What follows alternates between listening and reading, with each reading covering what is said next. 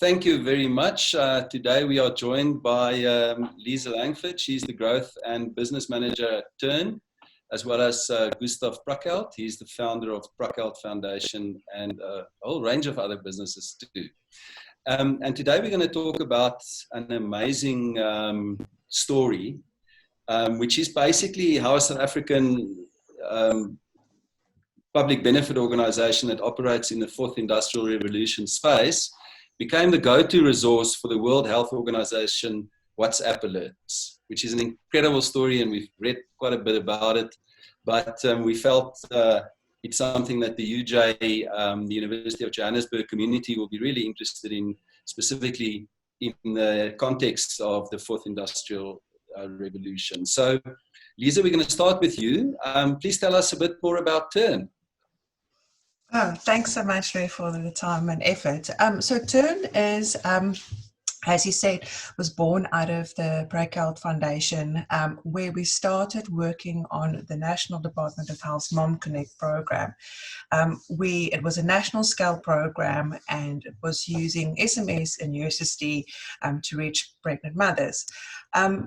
We then started testing the idea of introducing WhatsApp as a communication channel, because we really wanted to drive engagement at scale with these pregnant mothers.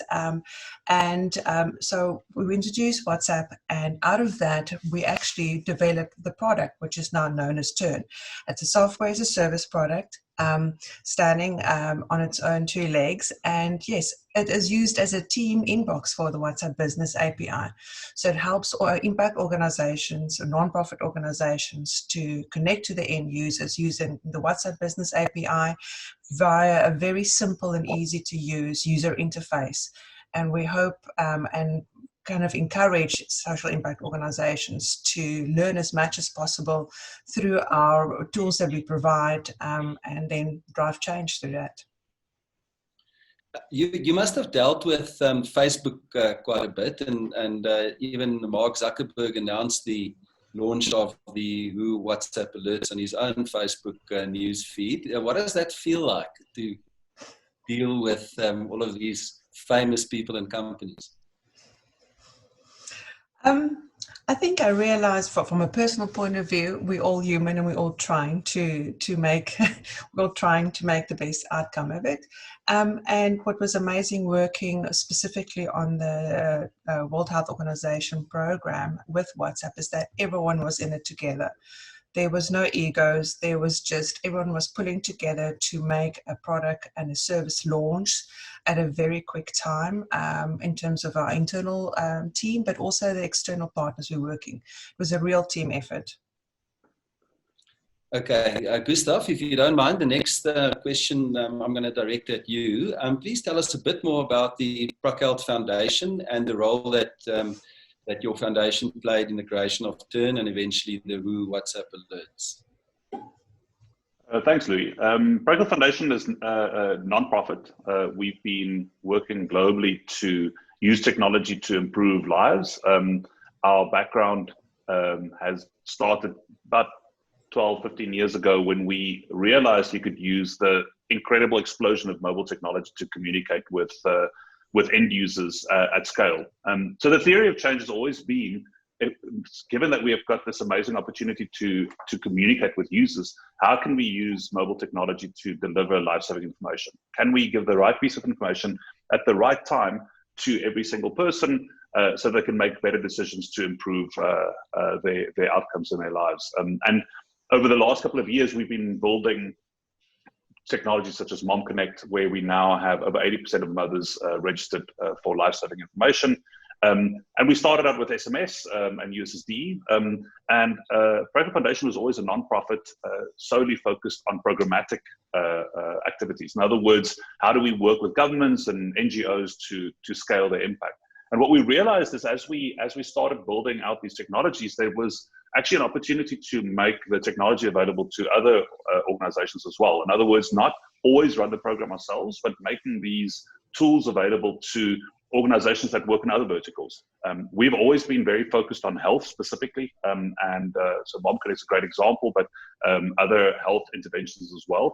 And we realized there are so many other applications of this technology. So the intention of building Turn.io and launching it as a public benefit corporation was to take the technology, package it up, and make it available to many more organizations. So not only health organizations, but governments, to organizations like the WHO, the World Health Organizations, to other UN organizations, but also just to many other impact organizations. And the intention is that hundreds, if not thousands, of impact organizations around the world will be able to use Turn.io to build out their impact platform so that they can communicate in real time and build the same kind of scaled application as MomConnect, but be able to do that from a software as a service platform in any country in the world. Okay, thank you very much, Gustav. That's amazing because you know, we know from your profile that you've always believed in mobile. I think you were one of the very early believers in mobile. So just to make the story a bit more personal a little bit, while you were talking, I was thinking about your history with mobile, and perhaps you can just tell us a bit whether your initial vision, because you had a lot of vision for mobile long before, you know, really anybody else had that vision. Has that come sort of to pass? Are you happy with where you are? Oh, that's such a loaded question. It's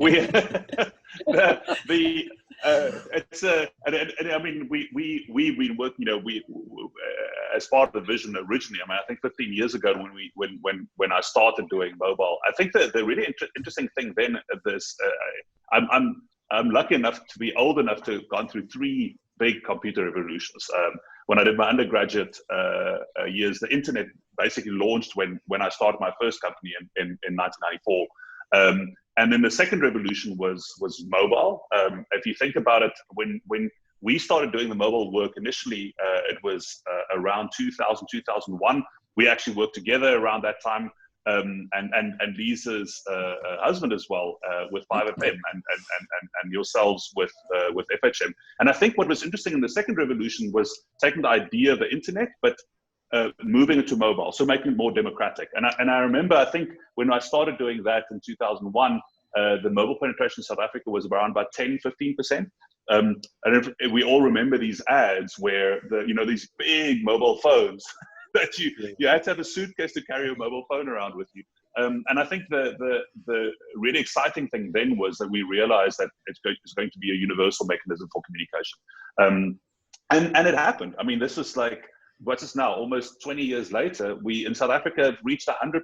Actually, we've got more than 100% penetration in South Africa, which is pretty mind-blowing. I mean, we've got more phones than human beings in South Africa. So that was the second revolution. And I think the third revolution is what we're seeing now, is to say, if you've got universal coverage and you can connect with everybody, this is now where, so it's now machine learning and AI is the third revolution, is how do we go from just mobile to conversational interfaces that work through literally everybody on the planet. So we are close to, I think there are 5.5 billion people on the planet, and more than 5 billion of them have mobile phones. So that's one and done. So I think, back to your question, have our dreams come true in terms of penetration? Yes. So I think that's been amazing, but I think there's also a dark side. And what we've seen is connecting everybody. I think we were quite naive when we were young. The internet's going to be amazing. Mobile's going to be amazing. Everything's going to be fantastic. But we also see the dark side now, which is universal communication. People can use technology inherently isn't good or bad. It's a connectivity fabric. And so connecting everybody means you also need to connect bad people. And so the question is now, I think a lot of what we're focusing on now is to say, if we've got universal connectivity, everybody's got a mobile phone, how do we use these new tools, machine learning and AI, and this universal connectivity to actually do something for good? And how do we avoid the pitfalls of the bad side of it, fake news, Zoom bombing, online pornography, and exploitation of the weak and vulnerable? I think all those other elements are now also much easier to propagate on the internet. And a lot of our attention needs to be about how do we make sure that mobile and internet and machine learning and AI are a force for good in the world. Absolutely. No, thanks for that. That's very insightful. Thanks, Gustav. A little bit off the exact topic, but it's speaks directly to the broader topic that the University of Johannesburg is very passionate about, and that's the Fourth Industrial Revolution. Lisa, can I please ask you to just give us a idiot's guide, for lack of a better way of putting it, to what the Turn Health Alerts product is, how it works, and perhaps if you can just sort of lift the lid of the black box a little bit and just give us a little bit of insight. So if you don't mind, please describe the product. And then as a second part of that, we hear these terms, machine learning and artificial intelligence all the time, but it's sometimes hard for the normal person to understand what it means in practice. So Lisa, if you can just perhaps give us a little bit of insight about what the machine learning part of the product is about.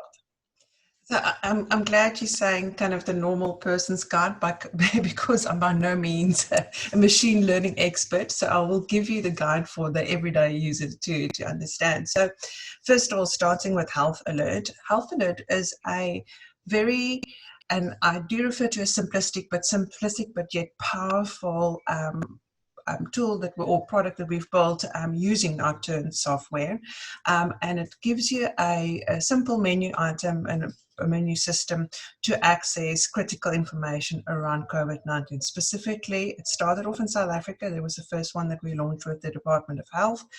That rolled out into the World Health Organization, similar, and we've now subsequently rolled it out into several countries in globally, Bangladesh, Madagascar, Ethiopia. So those are just some of the countries that it's currently available. So simply, as an end user, you would message into the service on WhatsApp. You will be provided then with a list of menu items that you can choose from. So you can either choose a keyword like news or about or any kind of relevant information in the menu item. And then the service provides back information based on that question. So if you're looking for news or if you're looking for the latest updates on COVID numbers in your country specifically, you're able to get that. So it's a service for citizens in these various countries to access, to get more information specifically around how COVID-19. In South Africa, we've also launched Health Check, where you can check if you've got symptoms, and that directs you to various relevant resources. So yes, that's been really successful, and the uptake globally has been really good on that. So in terms of machine learning, moving on to that side, the way that we use it within Turn and how we demonstrate it to our clients is that you're able to, by using Turn and the features that's available like labeling and creating collections and automation, are able to train the system over time what a certain piece of content means. So for instance, if someone is saying hello, hi, or hola, all of those things mean hello. So if you train the system using our features of functionality that piece of content means hello, you're able to train the system over time that when a message like that comes in, that is the kind of the meaning behind that. So I don't know, Gustav, if you want to add anything to that as well, but that's the very kind of simplistic way of using that. So it helps you to go through your workflow and your conversations a lot quicker as well. I think the key important thing to consider is when you are using the WhatsApp Business API, you're really already looking at over 1,000 users and you're thinking about scale. So having that one-to-one conversation, although that's how we all have those conversations on WhatsApp, is really difficult, and Turn allows you to have those conversations at scale by implementing functions and features like natural learning understanding. Oh, that's fascinating. Thank you, Lisa. Gustav, maybe you can come in here a little bit, because from what Lisa has been explaining, language is a crucial part of of this kind of service, right? Yeah, and I think maybe to take a step back, just around the concept of machine learning and artificial intelligence. What's happened in the last 5 years or so, there's been an explosion in the efficacy of machine learning and AI techniques. There's an old joke in computer science literature that artificial intelligence is what we define what computers can't do. So it's always just around the corner. So AI is just, we see the movies and you look at a robot that walks around, and we talk about that as artificial general intelligence. So that's kind of like the science fiction idea of a machine learning or AI that can respond to any kind of question. So a generic question, and so that's what we call artificial general intelligence. Which it's also a good example of that would be something like a car that can run fully autonomous, like a Tesla. And interesting enough, right now we don't really have that yet. We don't have artificial general intelligence. So there are no automatons that can have this conversation with us without you being able to tell that. So I'm not a robot. We don't have anything that's good enough to replace me yet. But what has happened the last couple of years is this idea of artificial narrow intelligence, and specifically deep learning has been a set of techniques that specifically models on a very large set of available data, and then uses something that's called reinforcement learning, and self-supervised or unsupervised reinforcement learning. So essentially looking at a large set of data, having a set of rules, and then that algorithm to learn how to act on that data as if it was a normal intelligence, like a human intelligence. But this only works in narrow domains. So for instance, we now have, as probably a lot of people know now, we have chess programs that beat humans. We have Go, which up until recently there was no computer algorithm that could be better than humans, and we have that now. And another example of that is exactly what you mentioned, is language. So in specific domains, so in other words, let's take health alert, which we're talking about, in the domain of health, or in the domain of education, or in the domain of, for instance, civic engagement or fact-checking, we can train a deep learning algorithm to act almost as well as or better than humans. Another great example is there's been very amazing growth in algorithms to detect tumors and cancer tumors. And so what's really interesting is, again, it's a narrow domain. So you train the algorithm on a whole bunch of MRI scans, and then you train it with a supervised learning. So in other words, a human being, so an oncologist or a radiologist that would train that algorithm, and we get responses and we get answers that are as good as what a human would be able to do, but only within that domain. So what's really exciting, what we could do right now, and what Turn is leveraging, is this revolution in artificial narrow intelligence, specifically machine learning techniques, to understand language in a specific domain. So that means what we could do now is we could have a hotline where instead of having 100 operators or 1,000 operators, we could have 10 operators, and they are turned into superhumans because we can respond to thousands of messages coming in. We use the machine learning algorithm to prioritize those questions, and only to prioritize the most extreme ones to the human operator, or to automatically respond to the questions that they can already understand. And that's really been the breakthrough in the last couple of years, and why everybody's going on around machine learning all the time. And artificial intelligence is because there's this breakthrough in narrow artificial intelligence. Fabulous, fantastic. There was a fascinating special report in The Economist last week. It came out last week, Friday.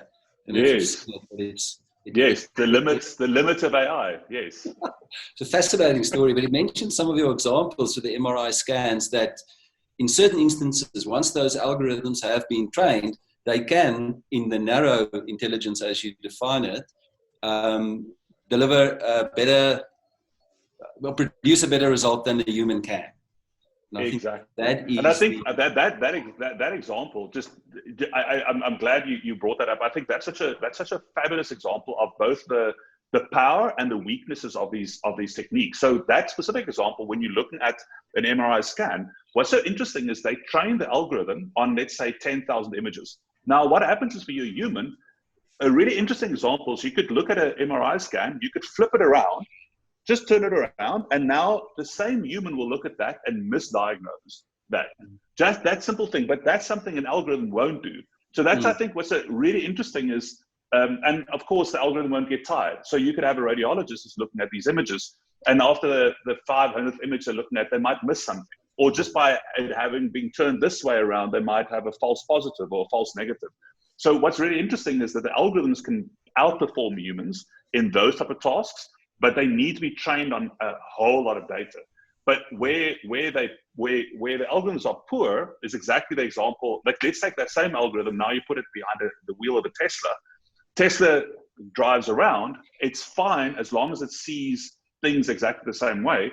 But what if you've got strange weather conditions and the algorithm sees something it's never seen before? Then it won't know how to respond to that. And I think that's exactly the type of place why we believe what we call human in the loop artificial intelligence is so powerful. So you use the machine learning algorithms to take away the mundane, the repetitive, the boring, and you use humans to specifically deal with the novel, the difficult, and the out of the ordinary. It's such a fascinating discussion. I think we should do a follow-up article because this is amazing. Just one quick point, and then I'm going to go over to Lisa. Just a quick interesting thing that's happening worldwide now. You may have seen the announcement from the UK government last night that they've canned their own app to use in track and trace. COVID proximity, yes. Yeah. And they referred to the Australian app was also canned. And now apparently what they're going to do, sorry, just one step back. The lady that announced it last night said that they are bringing the human into the situation because it is required. So your point is very apt. It's probably at this stage making the tasks easier for humans and presenting them with only the things that they need to get involved with. So if they can find a way with these track and trace apps where the apps will know when to bring the human in, I suppose that will be super useful as well. And I think what's so exciting. So you're right. We can talk a lot about this, but that particular example, I think was so what's so exciting about what that, and I think also for the audience, for you, and for the audience in terms of what you should go and learn. I think what's really interesting is the fourth industrial revolution is not a panacea. As a matter of fact, some people worry, is AI and machine learning going to take away jobs? And the positive answer is yes, but it'll take away boring jobs.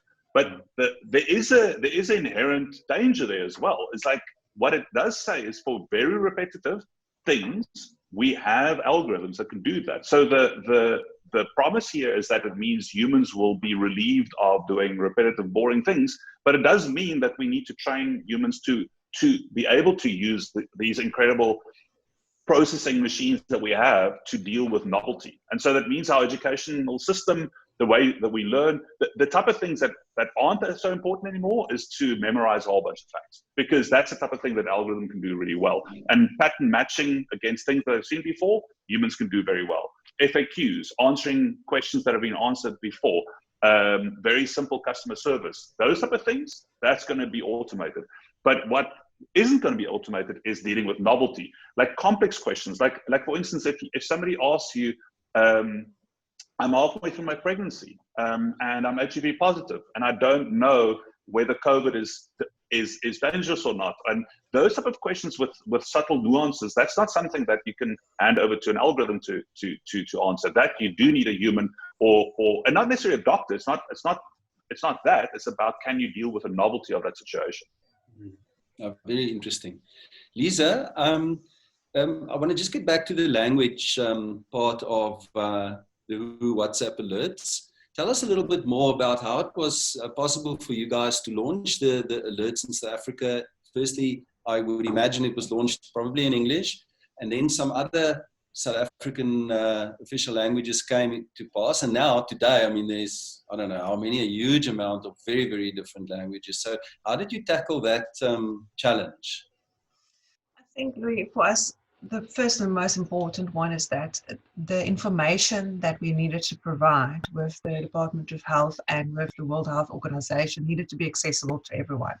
So yes, although English was the first language to launch, we were very adamant that it had to be available in at least key languages in the specific regions. The Brockhouse Foundation specifically drove and worked quite closely with the Department of Health and developed the South African languages. And so those were launched quite quickly, one after the other. And in terms of the World Health Organization, we worked with their own regional teams. We also even had teams from WhatsApp pull in. We had teams from Turn and the Brockhouse Foundation pull in, everyone kind of making sure that these languages were put into place. For the World Health Organization one specifically, we decided to launch languages and not per country, because we realized, and the strategy that was decision was made as a team, is that it would be more applicable to launch languages rather than regions, because languages go across various regions. So is there a selection? Do you decide which language you want to communicate in? It's like, I'm in Saudi Arabia. How do I get my own language to work? Sure, that's a good question. So we really took, and specifically with the World Health Organization, who took a lot of guidance from the regional offices, and they were quite involved in that. So we had quite local dialects available in the Middle East, and those languages were provided by the country offices. We would then run those and test those languages with the teams before we would launch. But yes, we wanted to make it as local and as available as possible. Okay, staying with you, for us in South Africa, it was kind of, oh yeah, these WhatsApp health alerts with the Department of Health has now come about. It's quite useful, but I don't think anybody kind of realized, how did it go from there to literally, if I'm right, within perceptually a couple of weeks to the World Health Organization? How did that happen? I think relationships, being in a combination of being in the right place at the right time. There is a previous relationship with the World Health Organization and the Brockhouse Foundation, but they needed a team to move fast and quickly, and I think Turn was able to lead on that. Our relationship with WhatsApp allowed us also to kind of get in there immediately and move quite big kind of obstacles to get that service out. And we had an amazing partner in the World Health Organization, where they were very keen to, again, move fast, get it into as many possible people's hands. And then from there was a kind of a cascading effect, where other countries realized how successful it was in South Africa, and it became really, and still is, one of the most successful services because it's really engaging. The content's updated regularly. There's an amazing call to action and consistent marketing drive from the minister as well, and from the Department of Health. And I think that really stands in a great use case for other countries to use it as such.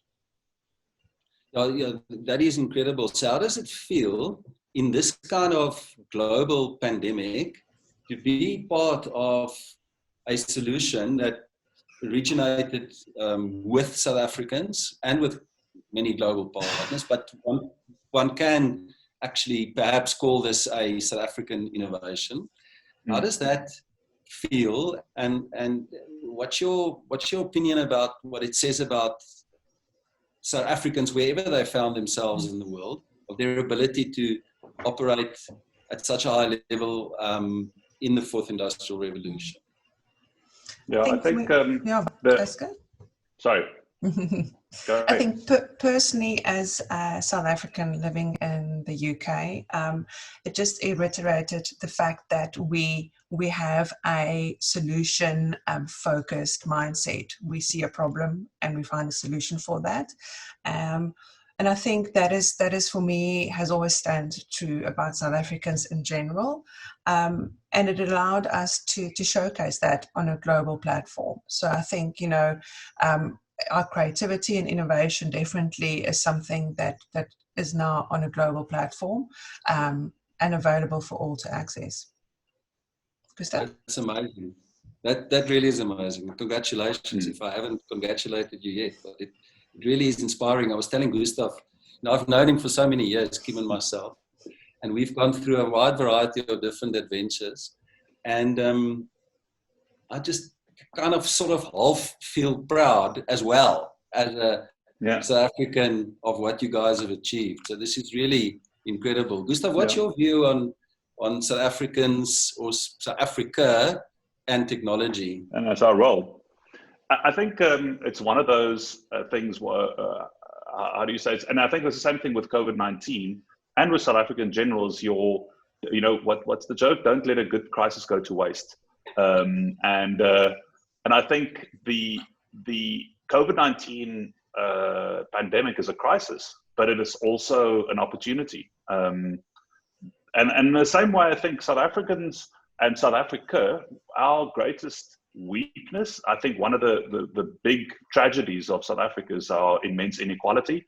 But we can turn our inequality into a strength, or at least we can learn from that inequality. We obviously have to. South Africa is it's by any means, either the most unequal or the second most unequal country in the world.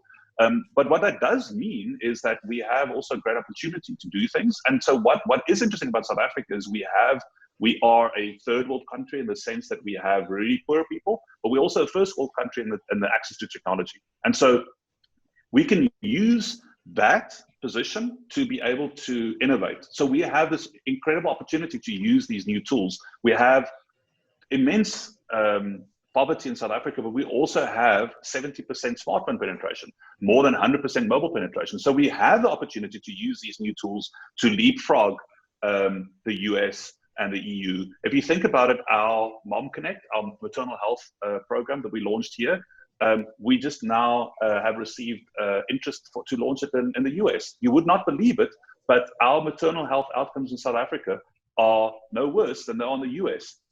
So what's really interesting is the lessons we can learn here during COVID and doing things with machine learning and AI, specifically because we come from a place where there's such vast inequality. If we learn these lessons, we can firstly help South Africans. We have the knowledge, we have great universities, we have great computer science faculties, we've got amazing lecturers, we've got incredible people, we've got a great schooling system. We could leverage that. I think if fourth industrial revolution means something, it means using these new AI techniques to be able to teach and to grow and to be able to make the information available to everybody via this universal device, which is a mobile phone. And I think if we could do that here, then, you asked about WHO, then launching those type of things globally is actually very easy. We utilized exactly the same technology we launched in South Africa for the COVID-19 line to launch the WHO line, which Mark Zuckerberg spoke about. And now we're starting to use it for UNHCR, which is the United Nations High Commission for Refugees. And we're going to use it for IRC, and we're going to use it for a whole bunch of other global organizations. So I think yes, we have massive challenges here, but we could learn through those challenges. We can get stronger by overcoming the challenges we have in South Africa, and hopefully the solutions we can come up with here, we can apply and help other organizations and other governments throughout the world apply the same learnings.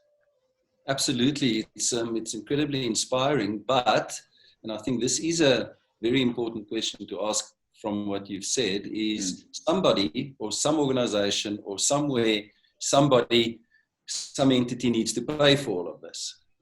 So how is your foundation and then also Turn, how are these entities funded? Yep. So we call the Breaker Foundation, similar to the Gates Foundation. Unfortunately, I'm not as affluent as Bill Gates, so it's not not yet. So we started the nonprofit with seed funding that I invested in there. But I think what's been really exciting is the way the business model has grown. And so when people talk about nonprofits, they think that there isn't a business model, and that's not true. profit has a business model. The difference is that we don't have equity. So it means we don't have shareholders and we don't distribute dividends, but we run the business of the non-profit. The difference is our primary purpose is not to generate profits for the shareholders. Our primary purpose is to generate benefit for the citizens of South Africa and for the world. So that does not mean that we don't run a profit. We just call it a surplus. And the difference is the surplus doesn't get distributed to shareholders. The surplus gets reinvested into building technologies and to grow the impact of the organization. But we run we are in South Africa, we're called a non-profit, so a normal Section 18, and globally we are a public benefit organization, which means that we can turn a profit. We just reinvest those profits for the benefit of humanity. And what I find, I think a lot of things have changed over the last couple of years, and I think COVID has made us think a lot about that. What is more challenging than learning new things and building new solutions? That's in the end why we get involved in business anyway, and why we build businesses is to solve problems. That's the core thing of why you become an engineer or why you start a business in the end is to solve interesting problems. And so as long as we have the means to live a great life and work with great people and solve interesting problems, I think these new hybrid business models are very, very interesting. And I think we're going to see more and more public benefit corporations and nonprofits starting to flower, because I think the type of problems we need to solve now are going to be, the old school way of just growing at all costs.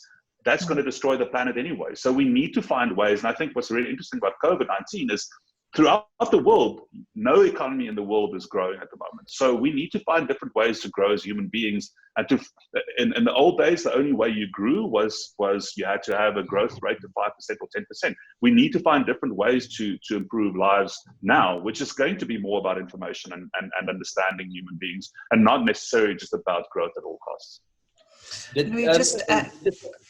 Sorry, I just want to add to that point that Gustav made. So practically how that looks for us at Turn is that we're a small, and we tend to stay, and we're planning to stay a small, agile team, but we're focusing on solving problems. So every obstacle we chase is how can we solve this problem best, and how can we solve it staying small and then scaling. So I think it's really interesting to take it from a kind of like philosophical way, or how you do a business model, to a practical way and how you implement that.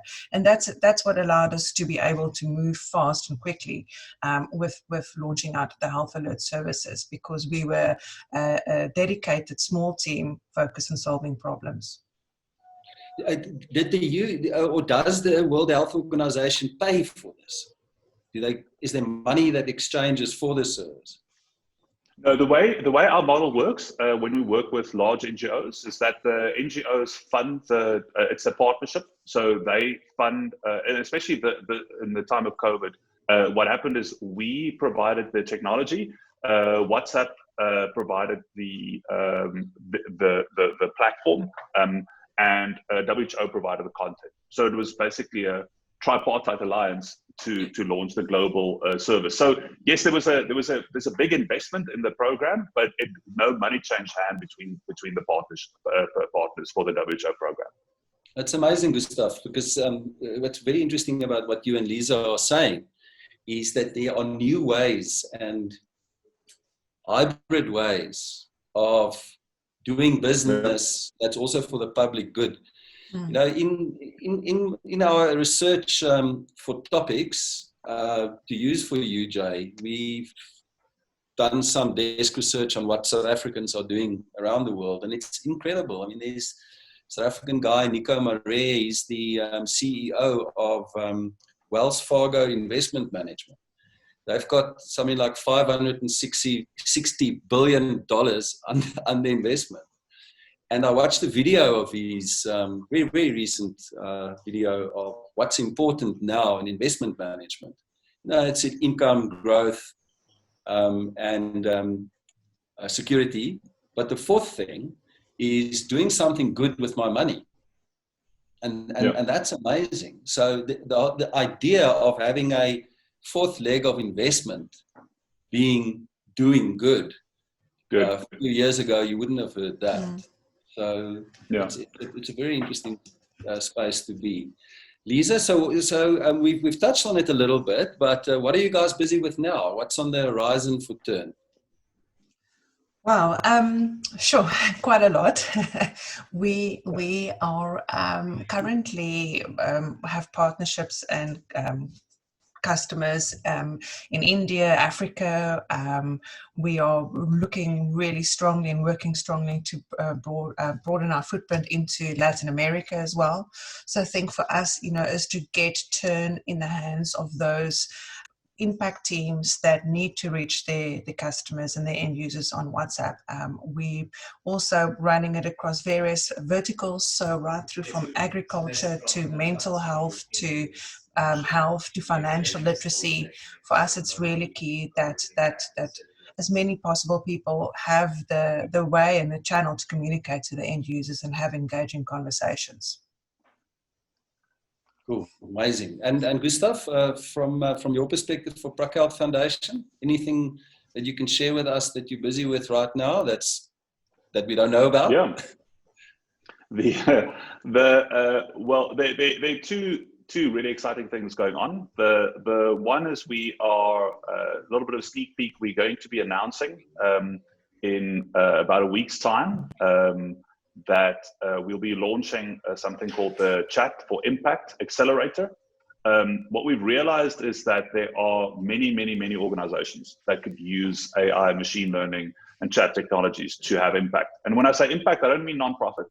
I mean, it could be a school, it could be a university, it could be a creche, it could be a smallholder farmer, it could be an NGO, it could be an agency like yourselves. And we realized that a lot of the bottleneck at the moment is that people didn't have access to the information and the tools to be able to build these services and to be able to connect with a global audience. I think Naval Ravikant said something really interesting. He says, you could be the best in the world at one thing, and the internet is this incredible amplifier. So, because it means as long as you're the best in the world at one thing, you can find an audience globally. And I think what specifically WhatsApp and machine learning, AI, and mobile phones have provided us is this means to be able to find a global audience. And so what we want to do with Chat for Impact Accelerator is to provide the tools to radically accelerate that's why it's called Accelerator, the ability for organizations to use our tooling to be able to have impact. So instead of necessarily having to deal with us directly so that we can build their solutions for them, the idea is that they can use the online tools that we provide, and the accelerator is a set of learning resources that we're making available, and we're going to be launching that next week, and we'll have a cohort of organizations coming through the accelerator every month. And I am beyond fascinated to see what people will be building and the type of solutions they'll be building. I think that the most gratifying thing you can do is build a set of tools and see what we'll do with it that you didn't envision. So yes, we have dreams of things we want to do. And I think the second point I want to mention is, based on the success of WHO, we are now taking the platform that we built in South Africa and with WHO, and we're going to be launching that out across the world in other governments. We have 10 governments already that have signed up. The program tentatively is called Health Connect. So it basically takes this, so again, never let a good crisis go to waste. So what have we learned over COVID-19? We need to get information in real time to people. So we're going to take this infrastructure we built for COVID-19, and when we finally get through COVID, hopefully in the next 3 to 6 months, as things calm down, we want to take that infrastructure that's been built in those countries and make it a universal health platform. So basically called Health Connect, and it would allow anybody universally in any country, if that country has launched a Health Connect service, to be able to connect in real time in a safe and secure way to find information around not just chronic or communicable diseases. So for instance, not just tuberculosis or other communicable diseases, but also chronic diseases. So so finding out about hypertension, diabetes, and other conditions, and having a real-time mechanism to get the right information for people to improve their health. So that's the vision, is hopefully long-term, every government in the global south will have launched a service where every citizen will be able to get information for free to improve their health and well-being. Wow, it's absolutely fascinating. Thanks for sharing that. this is the opportunity for you guys to share anything else that you'd like, just from your own perspective, what you'd like the UJ community to know, perhaps. Is there anything else that you'd like to mention? I wouldn't be here if I'm not an entrepreneur. So a plug would be use turn.io, go to the URL, and especially for the students, come up with interesting ideas, start a startup, use our tool, connect with your, find the one thing you're the best in the world at, and connect in an impactful way to your audience globally. And hopefully we can help a couple of new startups launch. Brilliant. Lisa? I think from my side is kind of more on a softer level, is that as a South African, and I want to encourage the students as South Africans, that there is a certain kind of magic. I can't put my finger on it, but I've seen it everywhere I've been in the world. There's a certain tenacity that South Africans had.